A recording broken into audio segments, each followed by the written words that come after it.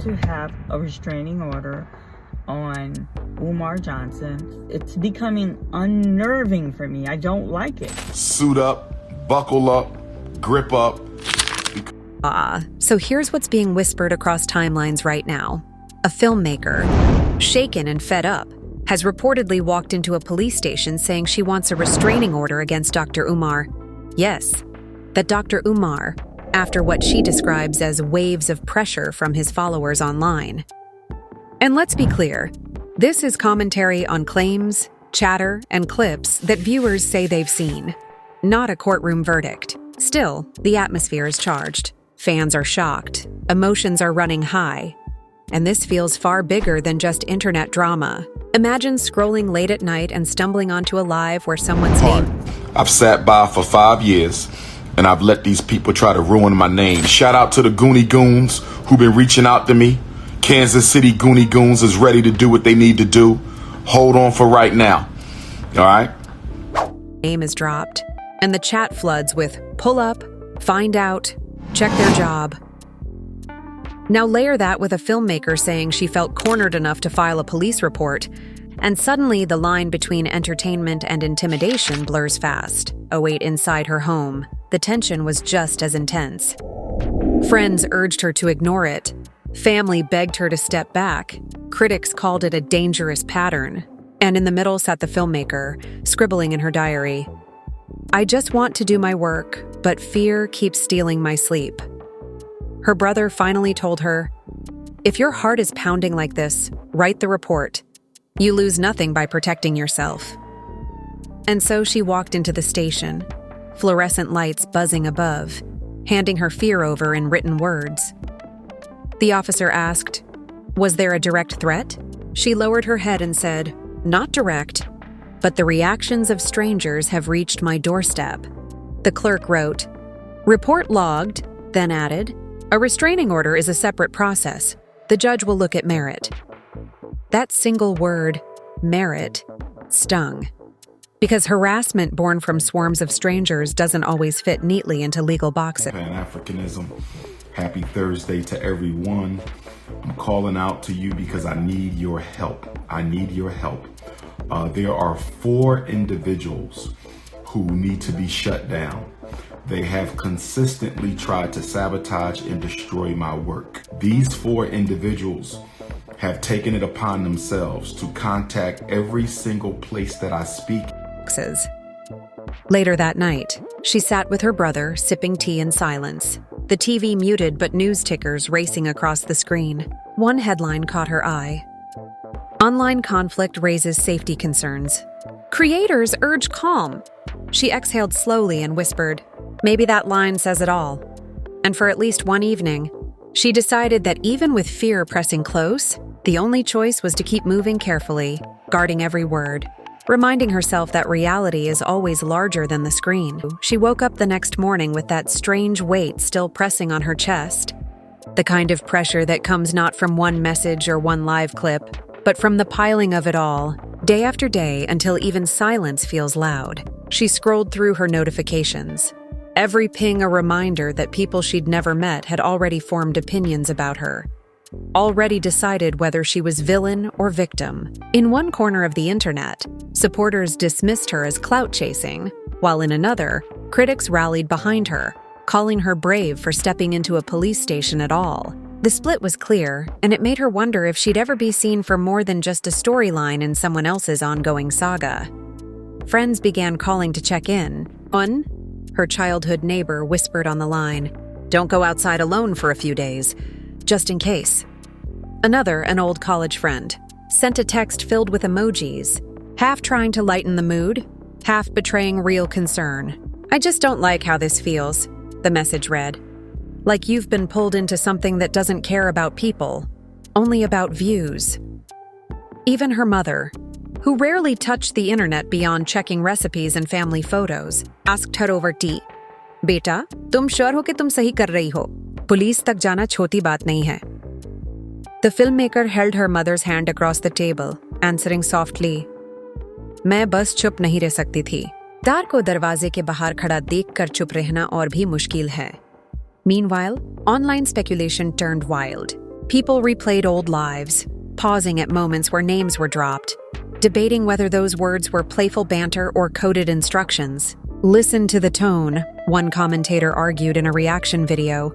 "This isn't just random talking. This feels deliberate." Others clapped back. "Nah, y'all are exaggerating for clicks. This is entertainment, not evidence." But in the middle of the storm sat the filmmaker's truth. She no longer felt safe. With the school. And I told these police officers, I said, you know what? Him lurking around is making me uncomfortable. They're like, well, you know what? You don't have merit to place a restraining order, but you're allowed to make a report. So, as the content creator, you can see who your paying members are. Family. Lord and behold, I click, and Umar is on my channel as a paying member. This Negro is doing the utmost. You hear me? The utmost. When I get off here, I'm going to go and get a restraining order on him. This man is calling me. Now he's paying member on my channel. This is just too bizarre. He wants my channel down. Safe. And that feeling was enough to push her into action. Whether or not the world believed her, she had crossed her own line, the line where dignity demanded a stand. Her brother, restless and protective, suggested installing cameras outside the house. "Not because I think they'll show up," he explained, "but because you'll sleep better knowing we're watching." She agreed reluctantly, still uneasy about turning her home into a surveillance zone. "I just wanted to make films," she muttered, staring at the boxes of equipment stacked in her studio. "I didn't sign up to become part of a war." Yet wars rarely ask permission before dragging people in. Her name had been spoken in the wrong room, and now she was forced to live with the consequences. The internet, as always, twisted the situation into memes, into threads, into long breakdowns dissecting every glance and word. One trending post read, "This is how cult energy looks in 2025. Dust, you're going too far now. I didn't mind the videos. I can live with the videos. The videos mean nothing to me. But when you go out your way to try to disrupt and sabotage my efforts on behalf of the community, I gotta get in that ass. I gotta get in that ass. However it comes, it comes. Like the great Nat Turner. Sparking arguments that lasted for hours. Another claimed, "She's lying. Nobody's actually pulling up on her," racking up thousands of likes. She didn't respond, didn't defend herself in comments, but her silence only fueled more theories. Some said her quiet proved she was overwhelmed. Others claimed it meant she was guilty of stirring the pot. Trapped between interpretations, she poured her frustration into voice notes to her closest circle. "I don't know what else to do," she confessed. "If I fight back online, they'll say I'm chasing clout. If I stay quiet, they'll say I'm hiding something. How do you win a game that's rigged against you?" But amid the chaos, something unexpected happened. A former supporter of the very man she was now linked to reached out privately. The message was short, almost trembling. "You're not crazy.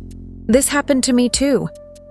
Those words cut through the fog, confirmation that she wasn't alone, that her fear had echoes in other lives. She called the stranger, and for hours they traded stories. Each revelation another twist in the tale. "He never picks on people with big platforms," the ex-supporter explained. "It's always the small ones, the ones without backup. He knows exactly who to push." Hearing that shook her, not because it was new, but because it was validation. What she had sensed in her bones was being spelled out by someone who had lived it before. Later that night, she stared at the half-written script on her laptop. It was supposed to be about art, about storytelling, about the projects she once dreamed of creating. Now, instead, it had become a chronicle of survival. She typed slowly, carefully. Reports claim this is a pattern, not a one-time thing. But whether it's performance or reality, the impact feels the same. Then she paused, took a deep breath, and added a line that felt heavier than the rest. "This isn't about clout. It's about safety." When she hit save, the room felt a little less suffocating. Not safe, but less suffocating. And sometimes, in storms like these, that's the only victory you can claim. What followed were nothing short of a storm. Her phone buzzed endlessly with notifications, some offering support, others laced with venom. The comment sections on different platforms became battlegrounds. "She's just chasing attention," one line read with hundreds of likes. Right below it, another fired back. "If you've never had strangers message your job, you don't get to talk." The split was deep. and with each passing hour, it grew sharper. Far, because I have no doubt that she had a role in this, and also that coon from Kansas City, so-called Reverend. Okay, y'all need to shut him down too. Why do I need to respond to someone who just sits up on YouTube talking black talk to make some money? I don't have to respond to that. And you're not a supporter if you even bother. In living rooms, barbershops, and group chats, people debated whether she was a bold truth teller or just another opportunist writing controversy. But behind the noise, she was just a woman sitting on her couch, clutching a mug of cold tea, trying to convince herself she wasn't losing her grip. Family tensions bubbled to the surface. Her aunt, the one who always tried to keep the peace, told her gently, "Beta, drama comes and goes. Maybe if you step back, things will cool down." But her brother snapped, "Step back? Do you know what it feels like when strangers start saying they know where you work?" His frustration turned the kitchen into a shouting match with her caught in the middle, hands trembling, unsure whether to defend herself or to plead for calm. The family was left divided, half believing the danger was real, half thinking she was fanning flames too dangerous to play with. She received a call from an unknown number. Hesitant, she answered, only to hear a deep voice on the other end mutter, "Keep running your mouth and see what happens." The line went dead before she could respond.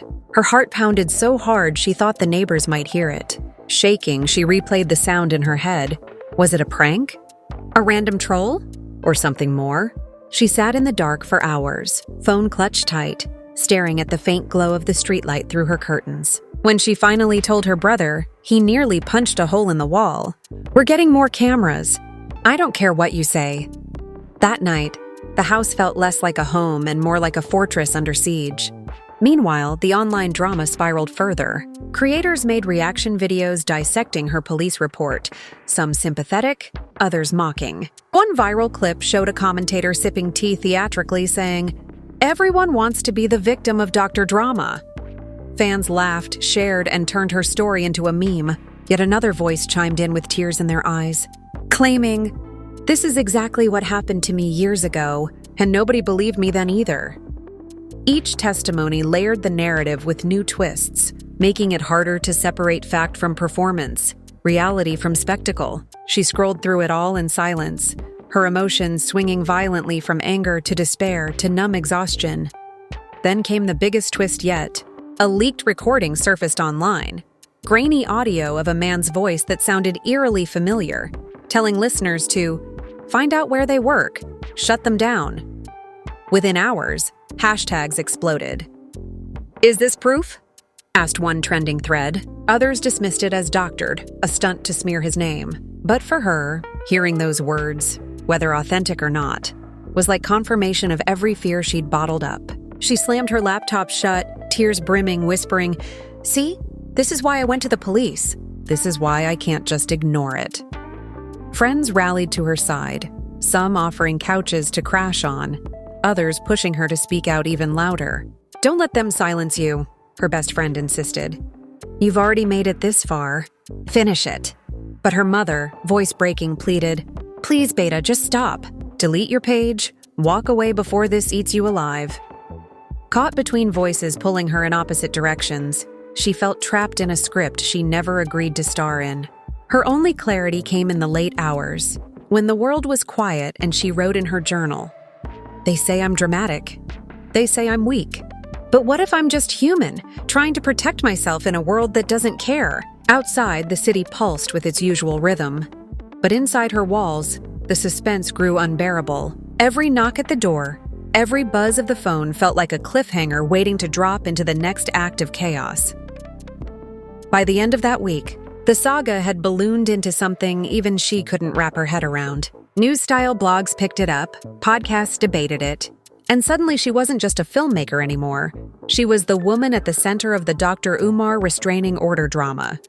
Her name trended on hashtags, clipped into sound bites.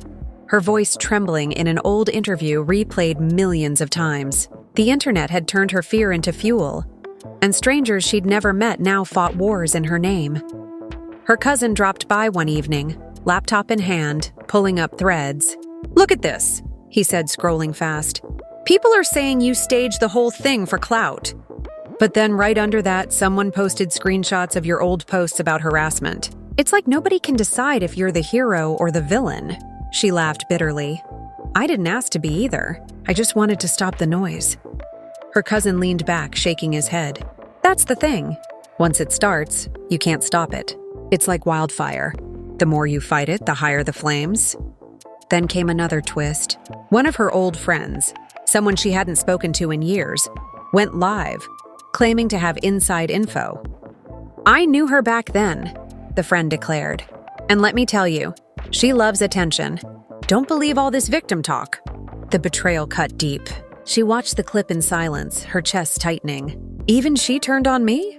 She whispered. Her brother tried to console her. People will sell stories for likes.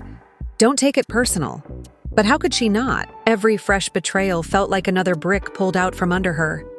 And still, the accusations against him kept resurfacing. One night, a commentator replayed the grainy audio leak, looping the words over ominous music. Find their job. Find their address? The commentator leaned into the mic, saying, "This is the part that scares people. Whether real or not, fans believe it. And belief is enough to do damage." That line echoed in her head for days. Belief is enough. Belief had already turned her life upside down. Supporters of the man clapped back harder. One viral clip showed a group laughing, saying, "This filmmaker's weak. If you can't handle the internet, log off." Comments under the clip were merciless. But right alongside, another camp defended her fiercely. She's literally at the police station. How much louder does she need to scream? Two realities lived side by side, one mocking her pain, the other amplifying it. And she was stuck in the middle, exhausted, drained, but unable to escape. The darkest night came when her email pinged with a message that froze her blood.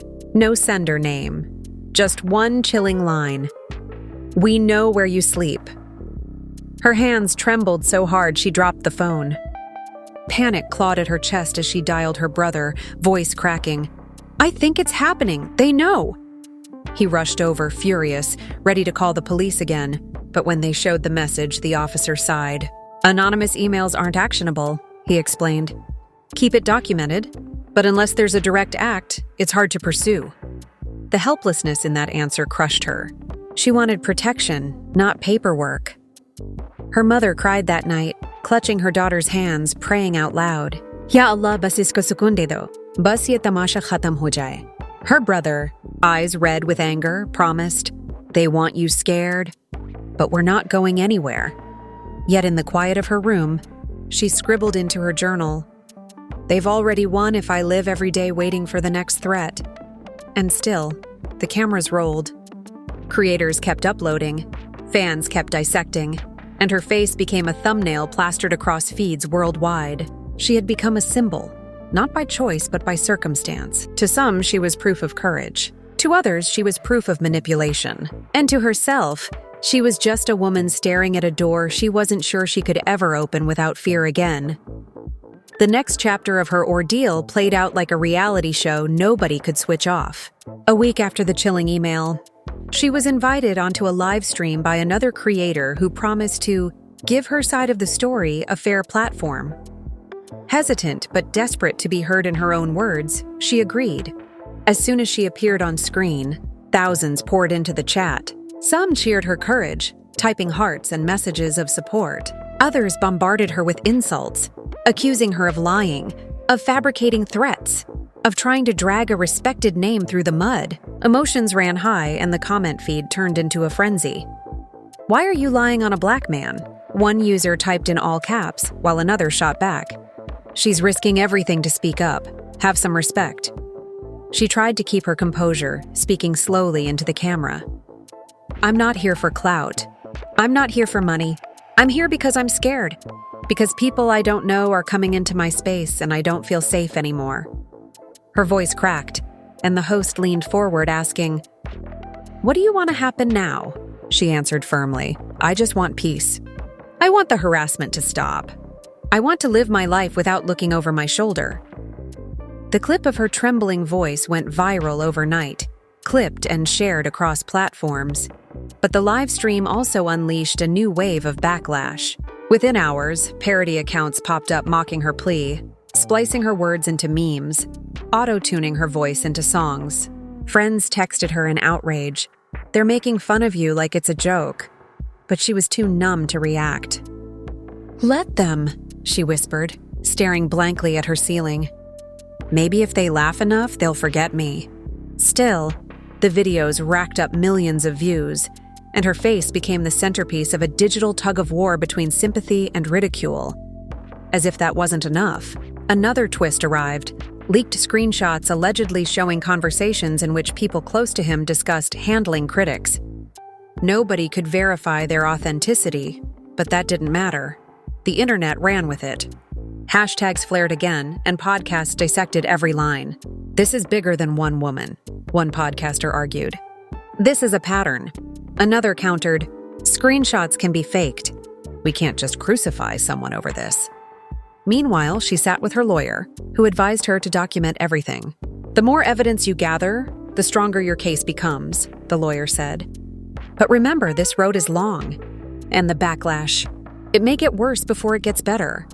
Her family couldn't hide their exhaustion. Her mother's health began to falter under the stress, blood pressure spiking after every new viral post. "Beta, please," she begged. "Just let it go. It's eating us alive." Her brother, however, refused to back down. "Letting it go is what they want," he said through gritted teeth. "If we stay quiet, they'll do it again to someone else." The divide tore through their household. Love tangled with fear, loyalty battling with survival. In the middle of all this, an unexpected ally emerged. A well-known activist with a large platform publicly spoke in her defense. Whether you believe her or not, the fact remains: harassment is real, and too often women are left to fight it alone, the activist declared in a viral post. Her phone lit up with messages of support from people who had never even heard of her a month ago. For a brief moment, she felt seen, validated, but with visibility came more danger. Trolls doubled their efforts, sending her threatening voicemails, some disguised as jokes, others dripping with menace. Each new message chipped away at her sense of safety, turning her home into a cage she couldn't escape.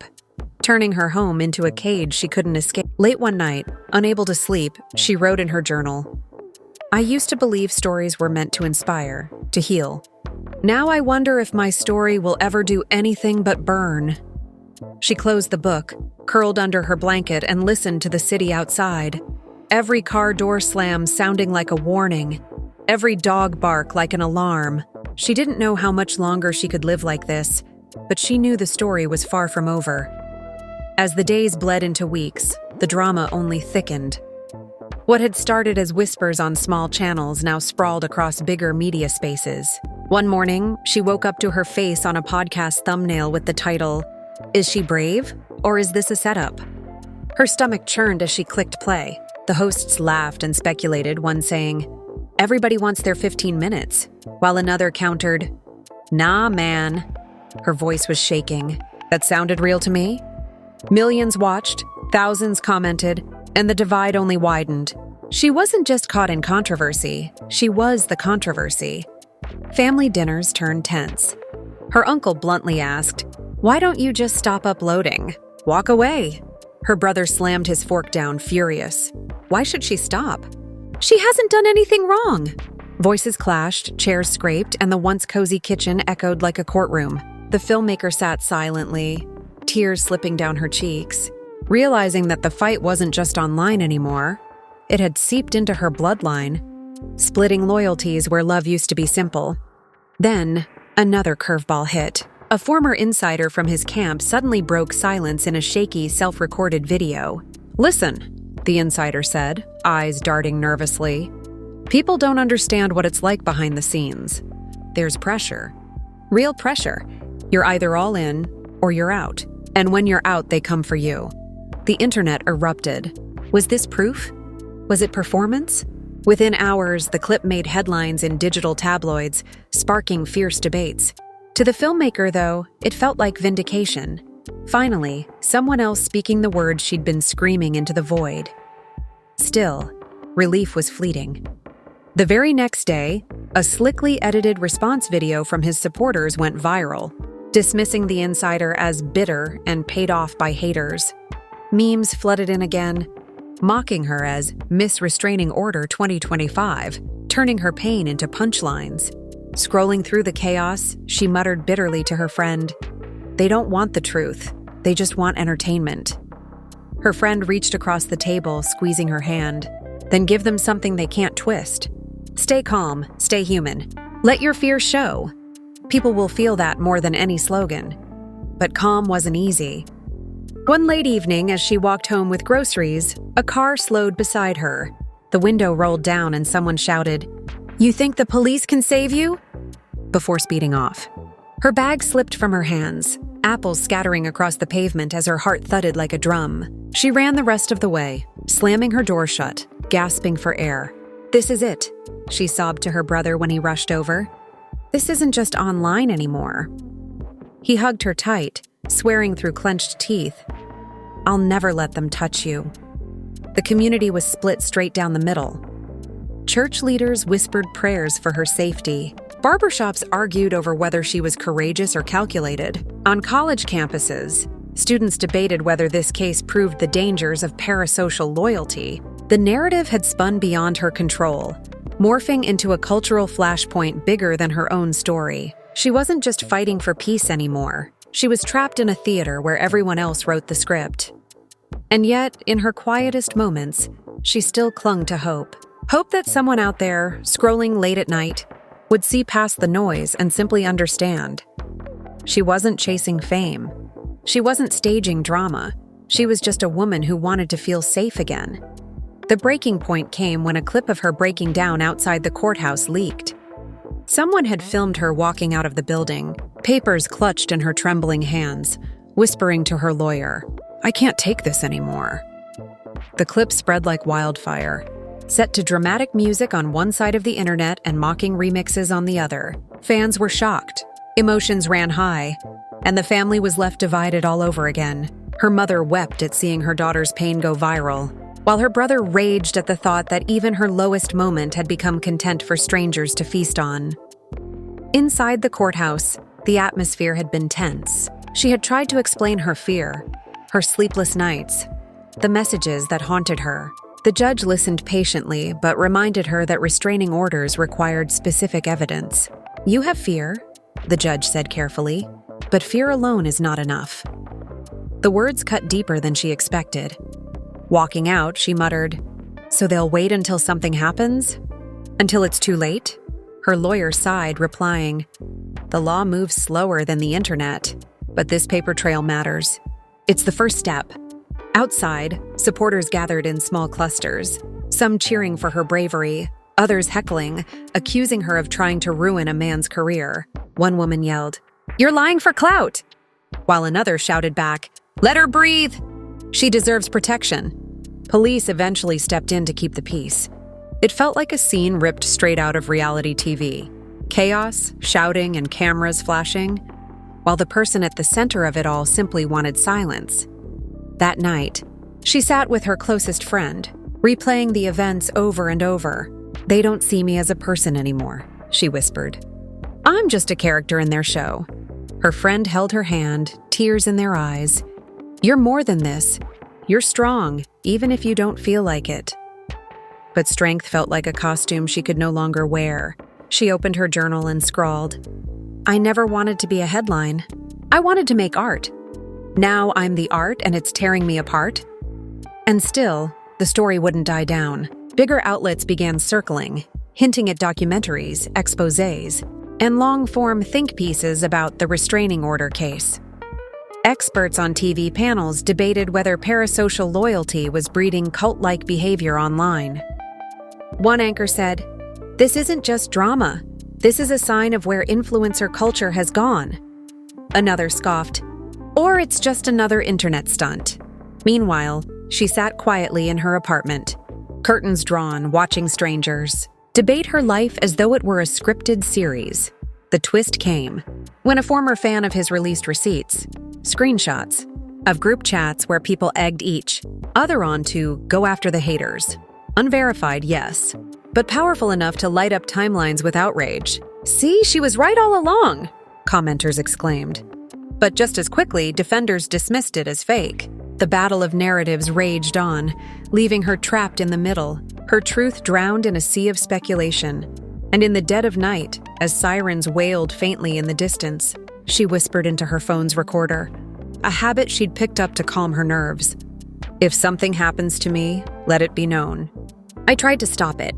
I went to the police. I asked for help. I didn't stay quiet.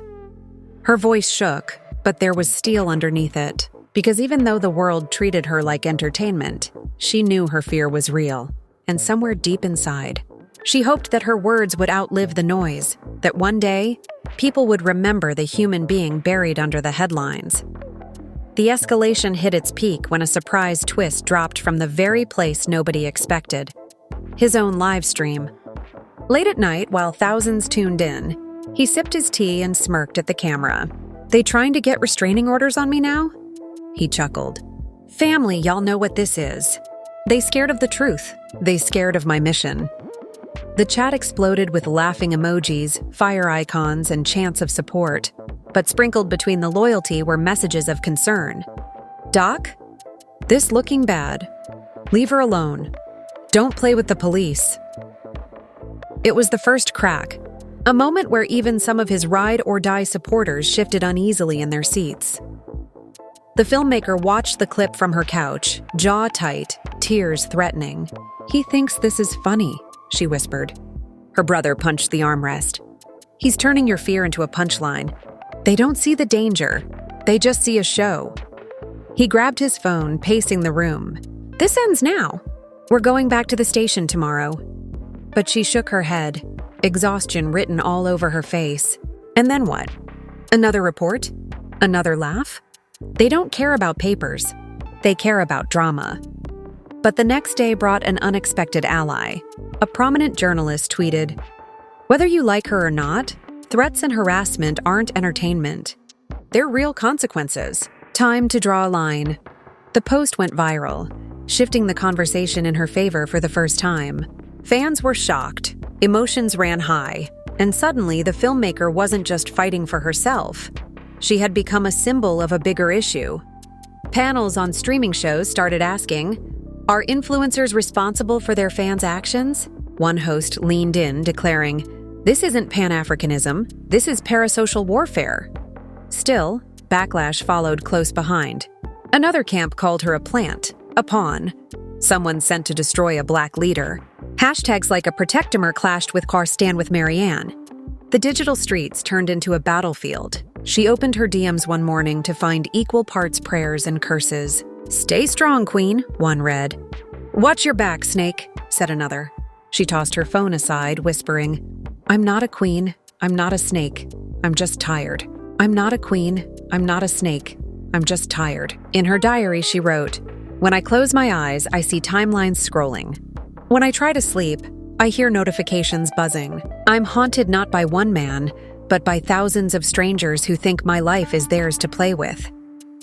Outside, the cameras never stopped circling. Neighbors gossiped, friends kept their distance, and even her favorite cafe felt hostile after she overheard whispers.